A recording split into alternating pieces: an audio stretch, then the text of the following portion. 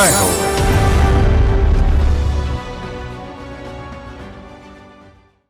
నమస్కారం. సామాన్యుల అసమాన విజయగీతిక ఈటీవీ జయహోకు స్వాగతం. మేధకు పదును పెట్టేవి, ఊహాశక్తికి రెక్కలు తొడిగేవి కథలు. కథలతో పాఠ్యాంశాలను ఆకట్టుకునేలా బోధించే నైపుణ్యాలను అందిస్తున్నారు బెంగళూరులో ఓ విద్యా విషయాల పరిశోధకురాలు. ఎవరికీ ఏమీ కాని బిడ్డలు, అనాథలు, వాళ్ల ఉనికినే భరించలేని సమాజం ఈసడించుకుంటుంది. అలాంటి బాలల కోసం అచ్చంగా ఓ శరణాలయం స్థాపించారు భాగ్యనగర సంఘసేవిక ఒకరు. వినూత్న కథనాల జైహో మీకోసం. జై హో.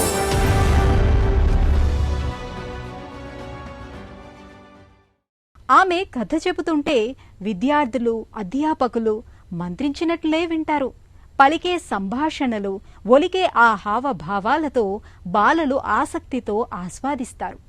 గణితం, విజ్ఞాన శాస్త్రం, చరిత్ర ఇలా ఏదైనా కథామృతంలో ముంచి చెబుతూ ఉంటే పాఠ్యాంశాలపై అభిరుచి ఏర్పడుతుంది. కథా బోధకురాలుగా అలరిస్తున్న ఆమె బెంగళూరులో కథాలయ వ్యవస్థాపకురాలు, శిక్షకురాలు గీతా రామానుజం. నాన్న కథ చెప్పనిదే చిన్నారులు నిద్రపోరు. కథలు లేనిదే సినీలోకం కదలదు. అలనాడు ఆంజనేయుని లంకా దహనం, జానపద గాథల్లో రాకుమారుడు రాకుమారి, పులి మేక కథలు బాలానందం కలిగించేవి. అలాంటి కథలు చెప్పే మన సంస్కృతి క్రమంగా తెరమరుగైంది. అయితే కర్ణాటకలో వినూత్న ఉపాధ్యాయురాలు, కథల పిన్నిగారుగా స్టోరీ టెల్లర్ గీతా రామానుజం మళ్లీ కథలకు పూర్వ వైభవం తెస్తున్నారు. ఆమె విద్యార్థులకు పాఠ్యాంశాలపై ఆసక్తి కలిగేలా కథలు చెబుతున్నారు. దేశ విదేశాల్లో అధ్యాపకులకు కథా నైపుణ్యాలు నేర్పుతున్నారు. 1990లో బెంగళూరులో ఓ స్కూల్లో పనిచేస్తుండగా సుదూర బస్సు ప్రయాణం విసుగు తెప్పించేది. అప్పుడు విద్యార్థులకు విసుగు లేకుండా కథలు చెబుతూ అలరించేవారు. ఈ క్రమంతో 1998లో ఆమె కథాలయ పేరుతో ఇంటర్నేషనల్ స్టోరీ టెల్లింగ్ అకాడమీని స్థాపించారు. ఒకనాడు ఇది కథలు చెప్పడంలో శిక్షణనిచ్చే ఏకైక విశ్వస్థాయి సంస్థగా గుర్తింపు పొందింది.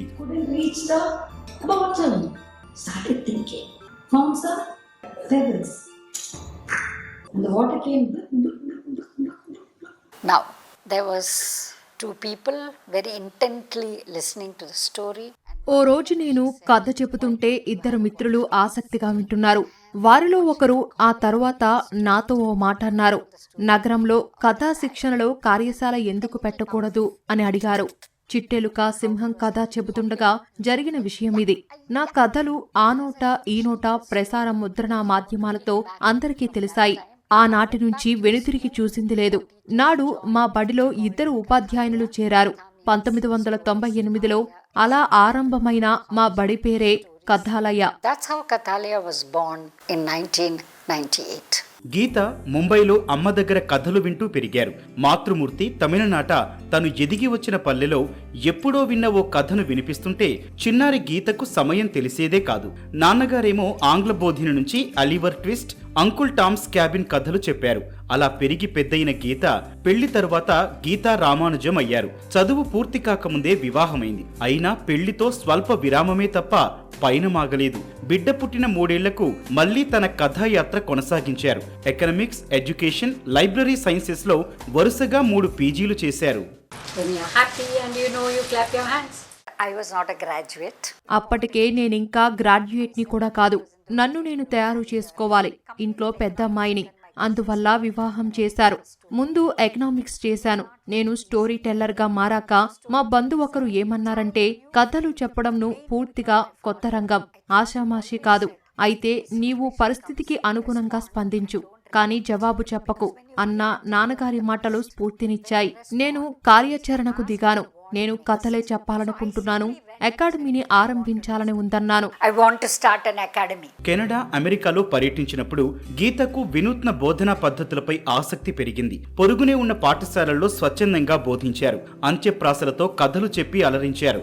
అక్కడ భారతీయ విద్యార్థులపై వివక్ష, జాత్యహంకార ధోరణులు తగ్గేందుకు ఆమె నింపిన చైతన్యం సాయపడింది. స్వదేశానికి తిరిగి రాగానే గీత చదువు పూర్తి చేసి బెంగళూరులోని ఓ నర్సరీ స్కూల్లో టీచర్గా చేరారు. కథలు చెప్పే పయనానికి ఓ పునాది ఏర్పడింది.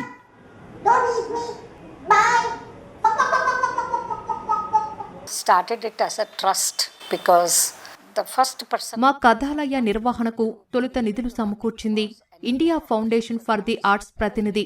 చేతిలో 5,000 రూపాయలే ఉన్నాయి. ఏం చెయ్యాలా అని ఆలోచిస్తున్న తరుణంలో ఆయన సాయంతో కథాలయను ఒక ట్రస్టుగా ప్రారంభించాం. అందుకు ఆయనకు కృతజ్ఞతలు. అదో సుదీర్ఘ పయనం. 3 ముఖ్య సవాళ్లను ఎదుర్కోవటానికి వ్యూహాలను ఉపయోగించాం. So that storytelling itself can be a period and it will help with concepts and to learn history, English, everything. వీణుల విందు చేసే తన కథలంటే ఆకట్టుకునే కథనాలే కావు, ప్రతి కథ పాఠ్యాంశం అర్థం కావటానికి, ప్రపంచం చూడటానికి సహాయపడతాయని గీత విశ్వాసం. నిశ్శబ్దాన్ని చీలుస్తూ క్రమంగా వెలువడే ఆ సడి సవ్వడితోనే కథ ఆరంభమవుతుంది. ఇందులో ధ్వని పాత్ర ఎంతో ముఖ్యమైంది. స్తబ్ద నిశ్శబ్ద వాతావరణం ఆమె స్వరధుని ఉత్కంఠకు తెరపడుతుంది. కథ లోతును తెలియచేస్తుంది. మాటలు ప్రతి హృదయంలో ప్రతిధ్వనిస్తాయి.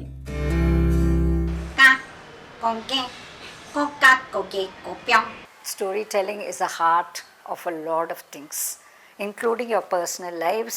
కథా సంవిధానం హృదయాంతరాళం నుంచి వచ్చే అనేక అంశాల సమాహారం. ఇందులో వ్యక్తిగత జీవితాంశాలుండవచ్చు. ఈ క్రమంలోనే నేను అంతర్ధ్వని అనే ఒక కోర్సును ఆరంభించాను. అంటే కథకుని అంతర్గత స్వరం. మీ గురించి, మీ స్వీయ కథలను మీరే తెలుసుకునే అంతర్వాణి. ఈ 25 ఏళ్ల పయనం తర్వాత కథ చెప్పే కళలోకి మరింత లోతుగా వెళదాం అనుకున్నాను. జనులు వస్తారని, ఆస్వాదిస్తారని, ఆనందిస్తారని ఈ కథాంశ విధానం ప్రారంభించాం. ఇదో మంచి చదువు. అందరికీ ఉపయోగపడేలా, వర్తించేలా కథా కథనాన్ని మరింత ముందుకు తీసుకువెళ్తుందని నా ఆశ, విశ్వాసం. It is applicable and we have to take storytelling forward. Gita Ramanujam గత 25 ఏళ్లుగా బెంగళూరును కేంద్రంగా చేసుకుని కథాశ్రవణ విద్యను బోధిస్తున్నారు. నేటిదాకా దాదాపు 93,000 మంది అధ్యాపకులు, పెద్దలకు, ప్రపంచవ్యాప్తంగా 5 లక్షల మంది విద్యార్థులకు నేర్పారు. ఉపాధ్యాయునిగా, పుస్తకాలయ నిర్వాహకురాలిగా గడించిన అనుభవాన్ని చరిత్ర, సామాజిక శాస్త్రాల బోధనకు ఉపయోగిస్తున్నారు. కథాలయను స్థాపించిన నాటి నుంచి తన కథాశ్రవణ విద్యతో అలరించారు గీతా రామానుజం. దేశంలో 23 రాష్ట్రాల్లో పర్యటించి బోధనతో అలరించారు. 43 దేశాల్లో పయనం సాగించి కథా పరిమళాల వ్యాప్తికి కృషి చేశారు. మన దేశంలో 23 రాష్ట్రాల్లో పర్యటించి తన విద్యను పరిచయం చేశారు. I would say because it was not only meant for teachers, but right from our first. ఇది కేవలం కొందరు ఉపాధ్యాయుల కోసం కానే కాదు. తొలుత ఆరంభమైన నాటి నుంచి నేర్చిన వారిలో వివిధ కార్పొరేట్ ప్రతినిధులు, తాతయ్యలు, తల్లిదండ్రులు, సైనికోద్యోగులు, ఐటీ కన్సల్టెంట్స్, నాటకరంగ కళాకారులు, జర్నలిస్టులు ఉన్నారు. ఇందులో 8 నుంచి 18 ఏళ్ల అనుభవం కలిగిన వారు ఉన్నారు. వారికి ప్రేరణ ఎలా కలిగించాలా అనే ఆలోచన చేస్తాం. పాత తరాలతో విజయవంతమయ్యాం, కానీ సమూహాలకు బోధనలోనూ అదే ఫలితం కోసం చూస్తున్నాం.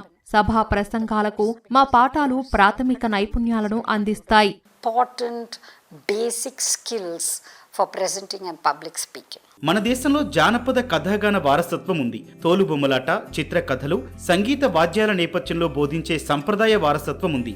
రాజస్థాన్లో ఇప్పటికీ ఉన్నాయి. ఈ ప్రాచీన సంప్రదాయాల సంరక్షణలో గీతదే ముఖ్య భూమిక. ఈ కథ, కళా సాంస్కృతిక వారసత్వాన్ని ఆమె ఆధునీకరించి పరిరక్షించారు. And this camel, I'm glad Azim Premji University.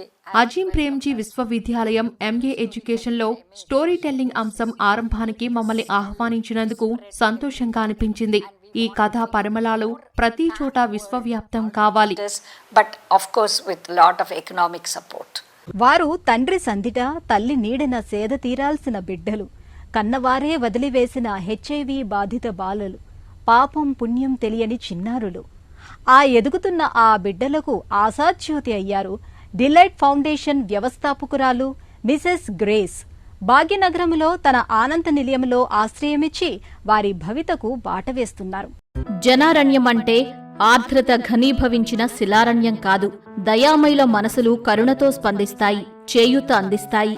ఎటొచ్చి వారి కరుణామయ తత్వాన్ని ప్రపంచం అంత త్వరగా గుర్తించదు. మానవత్వంతో సేవ చేస్తూ గుర్తింపులేని ఓ ఉపాధ్యాయుని సంస్కర్త భాగ్యనగరంలోని చెంగిచెర్లలో ఉన్నారు. ఆమె అనాథ బాలల ఆశాజ్యోతి. డిలైట్ ఫౌండేషన్ ఇండియా వ్యవస్థాపకురాలు మిసెస్ గ్రేస్. అమ్మ మాటల స్ఫూర్తితో, నాన్న ప్రోత్సాహంతో సామాజిక సేవా రంగానికి వచ్చారు. చేయని నేరానికి భూమి మీదకొచ్చి HIVతో బాధపడుతూ కన్నవాళ్లు వదిలేసిన పసివాళ్లు ఉన్నారు. వారికి తన ఆనంద నిలయంలో ఆమె ఆశ్రయమిచ్చారు. సోషల్ వర్కింగ్ ఫీల్డ్లోకి నేను ఎందుకు వచ్చానంటే, చిన్నగా ఉన్నప్పుడు మా మమ్మీ ఆమె పేరెంట్స్ని పోగొట్టుకొని she led an orphan life. చాలా కష్టంగా ఆమె బ్రతికింది. మా నాన్నగారు కూడా చిన్నగా ఉన్నప్పుడు సిగరెట్ అని ఒక డబ్బా వచ్చేదంటే, డబ్బాని ఓపెన్ చేస్తే వెనకాల బ్రౌన్ కలర్ కనిపిస్తే దాని మీద తన నోట్స్ రాసుకునే వాళ్ళంట. పిల్లలందరూ పడుకున్న తర్వాత చదువుకునే వాళ్ళంట. రిక్షా పుల్లర్స్, బెగ్గర్స్ ఇట్లాంటి వాళ్ళని, విడోస్ వాళ్ళని అందరినీ పిలిచి మా ఇంట్లో భోజనం పెట్టేవాళ్ళు. మా మమ్మీ ఏం చెప్పేదంటే, మీరు నలుగురు పిల్లల్ని మీ ఇళ్ళలో పెట్టుకొని చదువు చెప్పించి వాళ్ళని పెంచాలా అని చెప్పేది. పాపం పుణ్యం తెలియని పసివాళ్లు దుర్భర పరిస్థితుల్లో జీవించటం చూసి గ్రేస్ ఆవేదన చెందారు. అలాంటి కొందరిని చూడటం తన జీవితాన్ని మలుపు తిప్పింది. అనేక మంది బాలలకు సరైన పోషకాహారం లేదు, విద్యాగంధం అందే దిక్కు లేదు, ఆరోగ్య సంరక్షణ అవసరాలు తీరే దారి లేదు.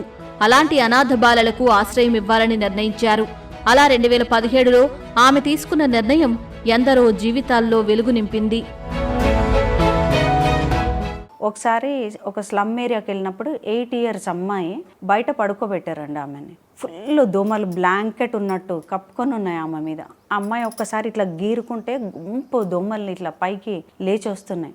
అయ్యో ఏంటి ఆ పిల్లని అట్లా పడుకోబెట్టారు, లోపలికన్నా పిలవట్లేదు అంటే, ఆ పిల్ల ఎయిడ్స్ పేషెంట్, తల్లిదండ్రులు ఇద్దరు చనిపోయినరు, ఆ పిల్ల బయటనే తిని బయటనే ఉంటుంది, ఆ అమ్మాయి లోపలికి రాదు. మరి వర్షం వస్తే ఎట్లా అనంటే, ఆ గుడిసె ఉంది, ఆ గుడిసెది రూఫ్ కొంచెం ఎక్స్ట్రా ఉంటుంది కదా, దాని కింద ఆమె నిలబడుతుంది, లోపలికి రానియము. అట్లా ఈ ఆర్ఫనైజ్ ఎగ్జిస్టెన్స్లోకి వచ్చింది. ఆమె మార్గదర్శనంలో డెలైట్ ఫౌండేషన్ ఇండియా 16 మంది బాలలకు సురక్షిత సదనంగా అభివృద్ధి చెందింది. వీరిలో ఒకరు నర్సింగ్ కోర్సు, ఏఎన్ఎం చేశారు. మిగిలిన వారిలో 5 బాలురు ఐటీఐలో చేరారు. వీరందరి పోషణ, చదువు, ఆరోగ్య సంరక్షణ వ్యయాన్ని తనే భరిస్తున్నారు. ఉపాధ్యాయురాలిగా తన సంపాదనలో అధిక భాగం వారి ఆహారం, పుస్తకాలు, దుస్తులు, ఔషధాలకు వెచ్చిస్తున్నారు. అవసరాలు తీరుస్తున్నారు. Delight Foundation and charitable organisation ఇది కేవలం HIV పాజిటివ్ పిల్లల కొరకు స్థాపించబడింది. ఇలాంటి పిల్లల్ని నేను చేరదీస్తానండి, వాళ్ళకి చదువు చెప్పిస్తాను. ప్రస్తుతం వీళ్ళకి హెల్త్ వైజ్ ట్రీట్మెంట్ ఏంటంటే, నీలోఫర్ హాస్పిటల్కి తీసుకెళ్తాము మంత్లీ. లోకల్ పీపుల్ ఉన్నారు కదండి, ఫ్రెండ్స్, వెల్ విషర్స్, జస్ట్ అలా ఎంక్వైరీ చేసేవాళ్ళు కైండ్లో మాకు హెల్ప్ చేస్తారండి. రైస్, పప్పులు, నూనెలు ఇట్లాంటి గ్రాసరీస్ నుంచి అన్ని వైపుల నుంచి సపోర్ట్ చేస్తారు. ఫైనాన్షియల్గా చాలా తక్కువ సపోర్ట్ ఉంది. తన ఫౌండేషన్ సేవల్లో ఎంతో పురోగతి ఉంది. అయినా అంతవరకే పరిమితం కావాలనుకోలేదు. సేవలను విస్తరించాలని నిర్ణయించారు. అనాథ బాలలకు శాశ్వత భవన నిర్మాణానికి భూమి కోసం ప్రభుత్వానికి విజ్ఞప్తి చేశారు. ప్రభుత్వ మద్దతు ఉంటే అత్యధిక సంఖ్యలో ఇలాంటి చిన్నారులకు ఆశ్రయం ఇవ్వవచ్చని ఆమె ఉద్దేశం. అప్పుడు ఈ బాలల విద్య, ఆరోగ్య అవసరాలు తీర్చేందుకు మరింత మంది దాతలు ముందుకు వస్తారని గ్రేస్ ఆశిస్తున్నారు. 10 years బ్యాక్ ఈ ఆర్గనైజేషన్ స్టార్ట్ చేశాను. HIV అన్నందువల్ల అవేర్నెస్ లేదు ఆర్గనైజేషన్కి, ఎక్కడ చెప్పలేదు మేము, అడ్వర్టైజ్మెంట్ లేదు, దానివల్ల సపోర్ట్ లేదు.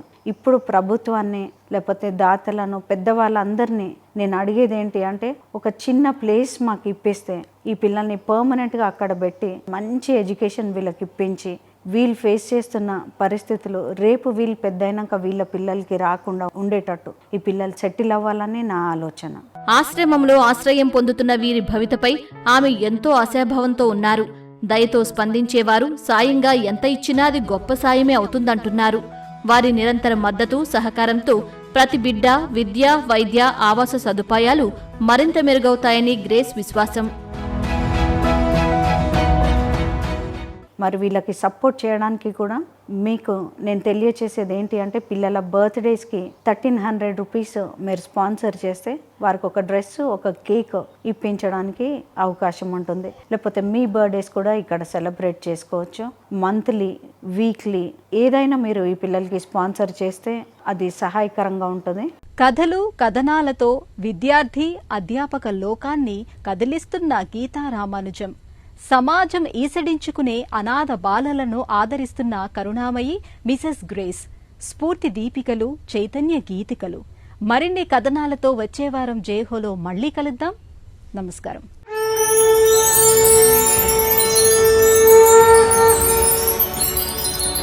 जय हो।